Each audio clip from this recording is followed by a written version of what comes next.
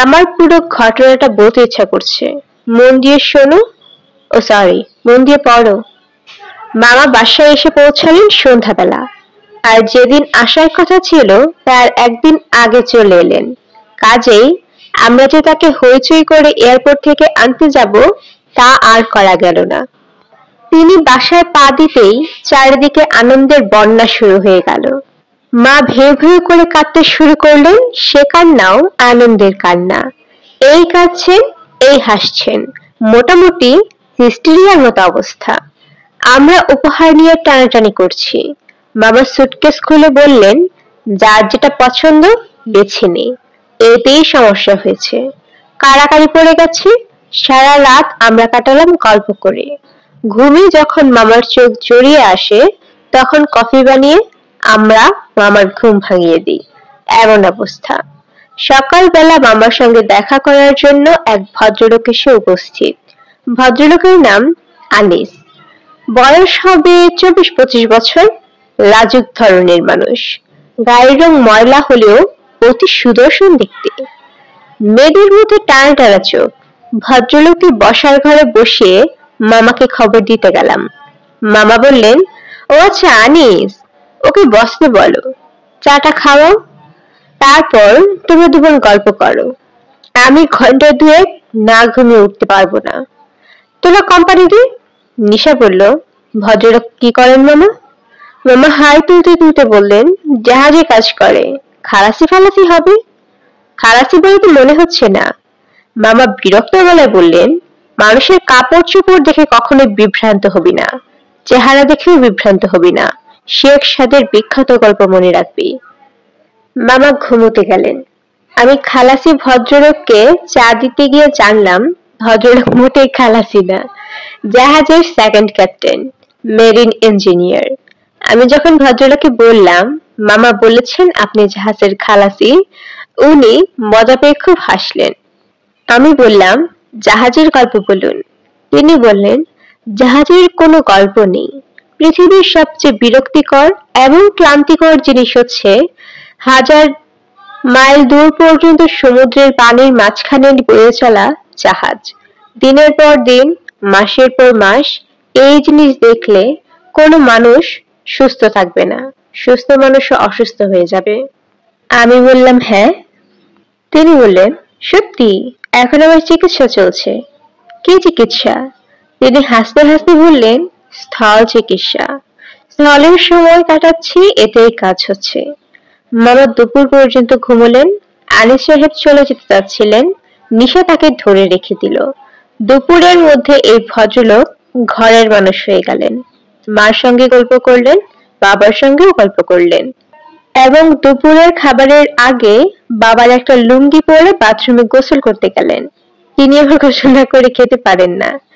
রাতে মামা চা খেতে খেতে আমার আর নিশার সঙ্গে কথা বলতে বলতে হঠাৎ করে বললেন, এই আসমানি, আনিস ছেলেটা কেমন? আমি বললাম, খুব ভালো।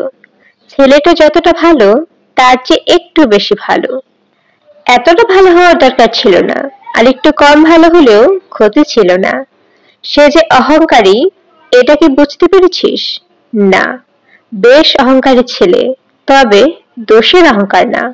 ওর দোষের মধ্যে একটাই, মদ্যপান করে। জাহাজে চাকরি করলে যা হয়, কিছু করার নাই, তাই মদ খাওয়া। তুই অভ্যাসটা ছাড়িয়ে দিবি। আমি অবাক হয়ে বললাম, আমি অভ্যাস ছাড়াবো কেন? মামা বললেন, তুই না ছাড়ালে কে ছাড়াবে? স্বামীর ভালো মন্দ দেখার দায়িত্ব কি স্ত্রীর না? তুমি কি বলছো মামা? আনিসের সঙ্গে তোর বিয়ে দেব, এই জন্যই ছেলেকে আসতে বলেছি। আনিস যাবার সময় বলে গেছে তোকে তার খুবই পছন্দ হয়েছে, আর আমার ধারণা তোরও ছেলে পছন্দ হয়েছে। ব্যাস, আমার দায়িত্ব শেষ। এখন যা করার করবেন কাজী সাহেব। মামার কথা শেষ হওয়া মাত্র আমি শুরু করলাম কান্না। আমি যেমন হাসতে পারি তেমন কাঁদতেও পারি। তুমি তো আমাকে কাঁদতে দেখোনি, কাঁদতে দেখলে তোমার খবর হয়ে যেত। কান্নার চোটে আমার হেঁচকে উঠে গেল, নিঃশ্বাস বন্ধ হওয়ার জোগাড় হলো। মামা নিশাকে জিজ্ঞেস করলেন, নিশা ওই রকম করছে কেন? নিশা বলল, আফার একজন পছন্দের মানুষ আছে বলে এরকম করছে। মামা বিরক্ত হয়ে বললেন, পছন্দের মানুষ থাকলে সে পছন্দের মানুষকে বিয়ে করবে। আমি কি তাকে জোর করে বিয়ে দিচ্ছি নাকি? হাত পা ছাড়িয়ে কাঁদার কি হলো? এমন বিশ্রী কান্না সে শিখেছে কোত্থেকে? তিনি আমার দিকে তাকিয়ে বললেন, কান্না বন্ধ করে বল কাকে বিয়ে করতে চাস। যা তাকে ধরে নিয়ে আয়। যা, আজ রাতেই বিয়ে দেব। এই হচ্ছে ঘটনা, বুঝলেন বাবু সাহেব? চিঠি পড়তে পড়তে আপনার কি আনিস নামের ছেলেটার প্রতি হিংসা হচ্ছিল? হিংসা যেটা হয়, এই জন্যই তার সম্পর্কে বাড়িয়ে বাড়িয়ে অনেক কিছু লিখেছি। ভদ্রলোকের চেহারা আসলেই খালাসির মতো। একটা সত্যি কথা বলি, তোমাকে ছাড়া পৃথিবীর সব ছেলেকেই আমার কাছে খালাসির মতো মনে হয়। কি এখন খুশি তো? ইতি, তোমার আ।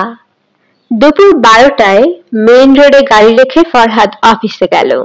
কান্ট্রি রিপ্রেজেন্টেটিভ অশোক বাবুকে বলবে মফস্বলের আজেবাজে হোটেলে খেয়ে তার ফুড পয়জনিং এর মতো হয়েছে, আর আজকালের 2 দিনের ছুটি তার দরকার। অশোক ভালো মানুষ ধরনের, তিনি না করবেন না।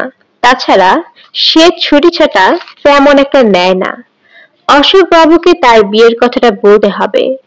অনেকদিন তো সে মফস্বলে ঘুরলো, এখন যদি তাকে হেড অফিসে ট্রান্সফার করা হয়, এতে অবশ্যই তার রোজগার কমে যাবে, টিএ বিল পাবে না।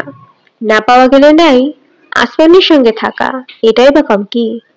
অশোক বাবু ফরহাদের কথা শুনলেন, বিয়ে ঠিক হয়েছে শুনে বললেন, কনগ্রাচুলেশন।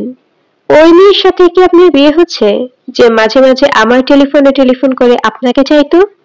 ফরহাদ লজ্জিত ভঙ্গিতে বলল, জি স্যার। তাকে একদিন আমি একটু ধমকের মতো দিয়েছিলাম, আমাকে ক্ষমা করে দিতে বলবেন।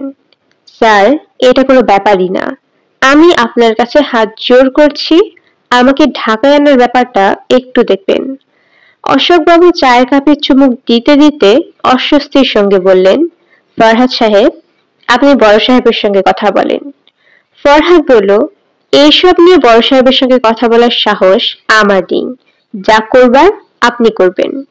অশোকবাবু মুখ শুকনো করে বললেন, আপনার চাকরি নিয়ে একটা সমস্যা হয়েছে।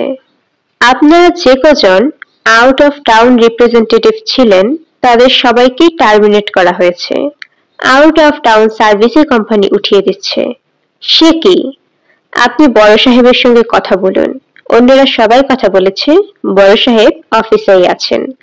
ফরহাদ ঘড়ি দেখল, সে আসমানিকে 5 মিনিটের কথা বলে এসেছিল, 10 মিনিট হয়ে গেছে। বড় সাহেবের সঙ্গে কথা বলতে গেলে আরো 8 ঘন্টা লাগবে। অশোকবাবু বললেন, কথা বলে অবশ্য কোনো লাভ হবে না, ডিসিশন অনেক আগের। যাই হোক, চেষ্টা করতে তো কোনো ক্ষতি নেই। আপনাদের মধ্যে যারা সিনিয়র, তাদের অন্য জায়গা নেওয়ার কথা ভাবা হচ্ছে। ফরহাদ সিনিয়রদের মধ্যে পড়ে না, সে সম্ভবত সবচেয়ে জুনিয়র।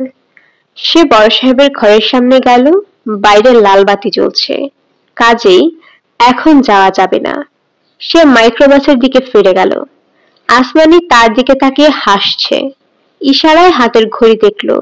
দূর থেকেই বুঝিয়ে দেয়া হচ্ছে যে আপনার দেরি হয়েছে সাহেব।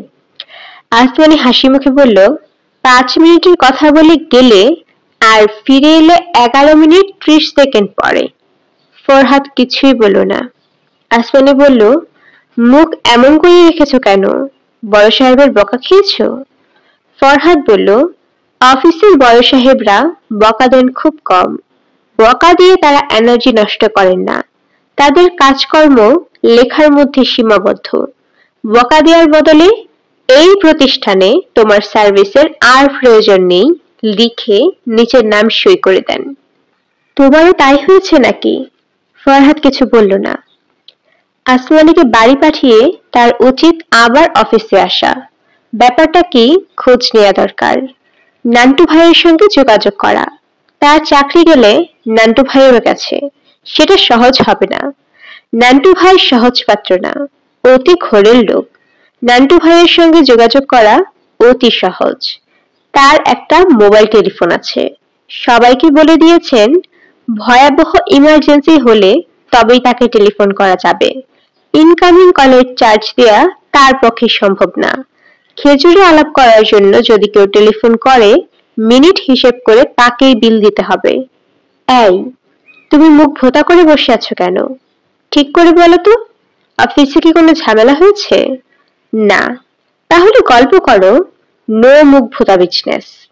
তুমি গল্প করো, আমি শুনছি। আসমানি উজ্জ্বল মুখে বলল, আচ্ছা, তোমাকে একটা সহজ ধাঁধা জিজ্ঞেস করি। তুমি যদি ধাঁধাটার জবাব দিতে পারো, তাহলে আজ সারাদিনে তুমি যা বলবে আমি তাই শুনবো। আর তুমি যদি না পারো, তাহলে আমি যা বলবো তোমাকে তাই শুনতে হবে। তুমি কি রাজি? আমি আসলে ধাঁধা একেবারেই পারি না। এটা খুব সহজ ধাঁধা। বলো তো, মানুষের দাঁত কটা থাকে? 32টা। হয়নি, মানুষের দাঁত থাকে 52টা। ছোটবেলায় যে দাঁতগুলি থাকে সেগুলো তুমি হিসেবে ধরছো না কেন? সেগুলিও তো দাঁত। কাজেই তুমি বাজিতে হেরে গেছো। এখন থেকে আমি যা বলবো তোমাকে তাই শুনতে হবে। আচ্ছা আচ্ছা, আজকের দিনে আমার সব ইচ্ছা তুমি পূর্ণ করবে। আচ্ছা, বিয়ের রাতে আমি তোমাকে 5টা ধাঁধা জিজ্ঞেস করব। 5টা ধাঁধার যে কোনো একটাও যদি তুমি পারো, তাহলে বাকি জীবন আমি তোমার কথা চলে শুনবো। 5টা ধাঁধাই সহজ, খুবই সহজ, কিন্তু কেউই পারে না। সহজ হলে পারে না কেন? সবাই চিন্তা করে জটিল ভাবে, তাই পারে না। যাই হোক, আজ আমি বাজি জিতেছি, কাজেই বাজির শর্ত অনুসারে আমার প্রতিটি ইচ্ছা তুমি পূর্ণ করবে। আমার প্রথম ইচ্ছা হলো, তুমি আমাকে একটা শার্টের দোকানে নিয়ে যাবে। আমি তোমার জন্য 7টা 7 রঙের শার্ট কিনবো। এক এক দিন এক এক রঙের শার্ট পরবে। যেমন রোববার পরবে মেরুন রঙের শার্ট, শুক্রবারে পরবে সাদা রঙের শার্ট, যেন তোমার গায়ে শার্ট দেখলে আমি বলে দিতে পারি আজ কি বার। ফরহাদ ক্লান্ত গলায় বলল, চলো যাই। শুধু কিছুক্ষণের জন্য আমাকে ছাড়তে হবে।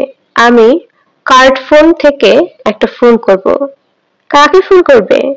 নান্টু নামের এক ভদ্রলোককে, আমার সঙ্গে কাজ করেন, আমার সিনিয়র ভাই। টেলিফোন করতেই হবে? খুবই জরুরি? বেশ তো, আমাকে কোনো একটা শার্টের দোকানে ঢুকিয়ে তুমি টেলিফোন করে আসো। গুলশানের দিকে চলো। গুলশানের দিকে না গেলে হয় না? ওই দিকের দোকানগুলো খুব এক্সপেন্সিভ হয়। হোক এক্সপেন্সিভ, আমি তোমাকে একটা উপহার দেব। সস্তা উপহার দেব নাকি? ড্রাইভার সাহেব, গুলশানের দিকে যান তো। আর আপনার মাইক্রোবাসে যদি গান শোনার ব্যবস্থা থাকে তাহলে গান বাজান। হিন্দি গান আছে আপা? হিন্দি গুজরাটি কোনো সমস্যা নেই। আসমানি ফরহাদের দিকে আরেকটু ঝুঁকে এসে নিচু গলায় বলল, আমার ডান হাতের আঙুলগুলো একটু পরীক্ষা করে দেখাতো। আঙুল কি 5টাই আছে, নাকি দু একটা কমে বা বেড়ে গেছে? আমার দ্বিতীয় ইচ্ছা যা তুমি পূরণ করবে তা হলো, যতক্ষণ গাড়িতে থাকবে আমার হাত ধরে বসে থাকবে, মনে থাকে যেন। মোবাইল টেলিফোনে কাউকে পাওয়া বেশ কঠিন। টেলিফোন করলেই কিছুক্ষণ কট কট কট কট শব্দ হয়। তারপর খুব মিষ্টি গলায় একটা মেয়ে বলে, সকল চ্যানেল ব্যস্ত, আপনি আবার চেষ্টা করুন। মোবাইল টেলিফোনে নাম্বারও থাকে এক গাদা, টিপতে টিপতে আঙুল ব্যথা। অবশ্যই আজ নান্টু ভাইকে প্রথমবারই পাওয়া গেল। সকল চ্যানেল ব্যস্ত, আপনি আবার চেষ্টা করুন, এ কথাটা শুনতে হলো না। নান্টু ভাই ধমকের গলায় বললেন, কে? ফরহাদ বলল, নান্টু ভাই আমি। তুই কোথায়? গুলশানে। গুলশানে কি করছিস? এক্ষুনি চলে আয়। কোথায় আসবো? অফিসে চলে আয়। কথা নাই বার্তা নেই, 5টা লোকের চাকরি খেয়ে ফেলবে। আর আমরা তোদের বুড়ো আঙুল চুষবো। পেয়েছে কি? গজব করে দেব না? আমার নাম নান্টু পাগলা। বড় সাহেবের সঙ্গে আপনার কথা হয়েছে? এক দফা হয়েছে। বড় সাহেব দেখা গেল আমাকে চেনেই না। আইন দেখায়। আমাদের চাকরির শর্ত নাকি এই দিন যে কোনো কারণ ছাড়াই চাকরি বাতিল হতে পারে। শালা, আমাকে আইন দেখায়। আইন আমি তার জোসা দিয়ে ঢুকিয়ে দেব। নান্টু ভাই, আপনার আশেপাশে কেউ নেই? থাকুক, তুই আয়, মারাত্মক প্ল্যান করেছি। কি প্ল্যান? অফিসের সামনে আমরণ অনশন, স্ত্রী পুত্র পরিবার সহ। আমি আমার বউ আর 3 বাচ্চা নিয়ে আসবো। বাচ্চা 3টার মধ্যে একটা দুধের শিশু। সে সারাক্ষণ কেউ কেউ করে কাঁদবে। 3 বাচ্চা আপনি পাবেন কোথায়? আপনার তো একটাই ছেলে। বউ বাচ্চা সব ভাড়া করব। তুই এক কাজ কর, তোর খালাতো বোন মামাতো বোন কাউকে রাজি করে নিয়ে আয়, বউয়ের প্রক্সি দেবে। ফরহাদ হাসলো। নান্টু টেলিফোনেই ধমক দিল, হাসি বন্ধ, নো লাফিং। চাকরি ফেরত না পাওয়া পর্যন্ত আমরা কেউ হাসবো না, দাড়ি গোঁফ কামাবো না, পত্রিকার অফিসে খবর দিয়ে নিয়ে আসবো, প্রয়োজনে পত্রিকাওয়ালাদের মাল খাওয়াবো। মন্ত্রী মিনিস্টার চেনা জানা আছে কেউ? না। এমন কাউকে খুঁজে বের কর যাদের মন্ত্রী মিনিস্টারের সঙ্গে কানেকশন আছে। সবচেয়ে ভালো হয় মন্ত্রীর স্ত্রীদের সঙ্গে পরিচয় আছে এমন কি কাউকে যদি পাওয়া যায়। আমরা স্ট্রেট ম্যাডামের পায়ে ধরে বসে থাকবো।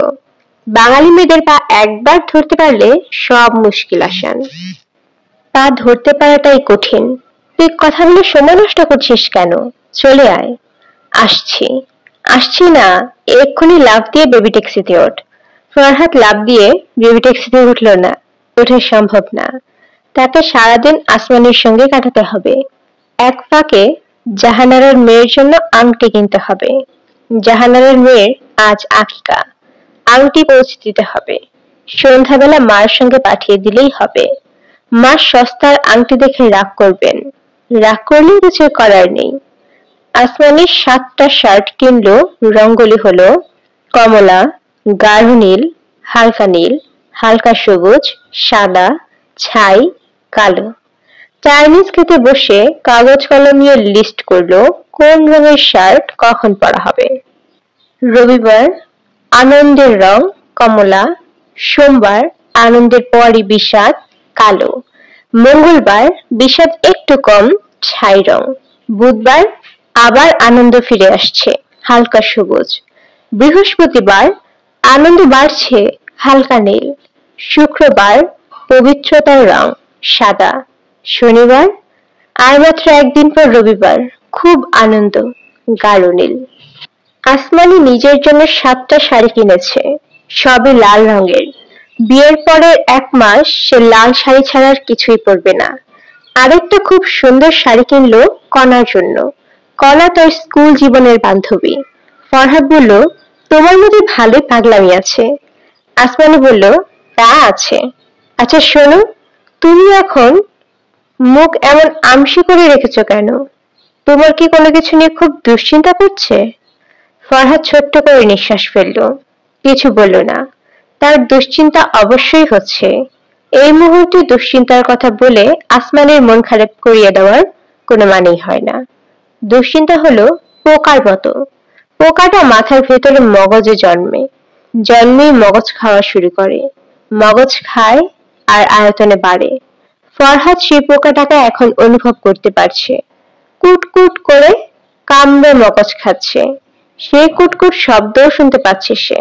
আসমানি হাসি মুখ, তার আনন্দে কোনো কিছুই চোখে পড়ছে না এখন আর, ভালো লাগছে না। আসমানি বলল, এই একটা ইন্টারেস্টিং জায়গায় যাবে? কোথায়? এয়ারপোর্টের কাছে একটা রেস্টুরেন্ট আছে, পানির মধ্যে রেস্টুরেন্ট, নৌকায় করে যেতে হয়। এত দূরে যাবে? দূরে সমস্যা কি? আমাদের সঙ্গে গাড়ি আছে, গাড়ি ভর্তি তেল। আমরা ইচ্ছে করলে কুমিল্লা চলে যেতে পারি। কুমিল্লা যাবে? চলো কুমিল্লা যাই। কুমিল্লা? এখন রাস্তা ভালো, যাব আর চলে আসবো। রাতও যদি হয় কেউ কিছুই বলবে না। কুমিল্লা যেতে ইচ্ছে করছে না, চলো এয়ারপোর্টের কাছেই চলো, নৌকা চালাই। আসমানি উজ্জ্বল মুখ করে বলল, এক কাজ করলে কেমন হয়? চলো আমরা রেস্টুরেন্টে গিয়ে নৌকায় চড়ি, তারপর নৌকাটা মাঝখানে নিয়ে ডুবিয়ে দিয়ে সাঁতরে পাড়ে ফিরে আসি। তুমি নিশ্চয়ই সাঁতার জানো? ফরহাদ বিস্মিত হয়ে বলল, তাতে লাভ কি? আসমানি হাসি মুখে বলল, যারা রেস্টুরেন্টে মজা করতে এসেছিল তারা বাড়তি মজা পাবে, বাসায় ফিরে গল্প করতে পারবে। রেস্টুরেন্টওয়ালাদেরও উচিত শিক্ষা হবে, পানির নিচ থেকে নৌকা তুলতে হবে। তারা হয়তো এরপর নৌকা ব্যবসায়ী ছেড়ে দেবে। হি হি হি। আসমানি হেসেই যাচ্ছে।